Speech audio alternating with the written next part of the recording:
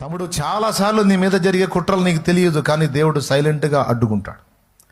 సోదరి, చాలాసార్లు నీ మీద జరిగే కుట్రలు నీకు తెలియదో, ఎప్పుడో తర్వాత వాళ్ళకై వాళ్ళు చెప్పటమో, లేదా ఆ సన్నివేశంలో ఉన్నోడు వచ్చి నీ దాకా అందించటమో, అది తెలిసినప్పుడు ఆశ్చర్యం కలిగిద్ది. అమ్మో, అంత ప్లాన్ చేశారు, అవునన్నా ఆ రోజు నీ మీద ఇంత పెద్ద ప్లాన్ చేశారు.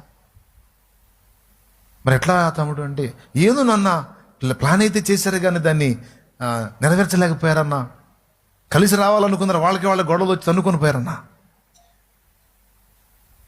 దేవా, ఇంత పెద్ద కుట్రని భగ్నం చేశావా? నేను ఏం ఎరగని స్థితిలో నిద్రపోతున్నాను, నువ్వు మేలుకున్నావా ప్రభు? నా కోసం మేలుకున్నావా? మొర్దెకైకి ఉరి సిద్ధం చేసిన హామాను ఆ నైట్ వెళ్ళి పర్మిషన్ తీసుకోవడానికి వెళ్తున్నాడు అన్న సంగతి మొర్దెకైకి తెలీదు, కానీ దేవుడికి తెలుసు.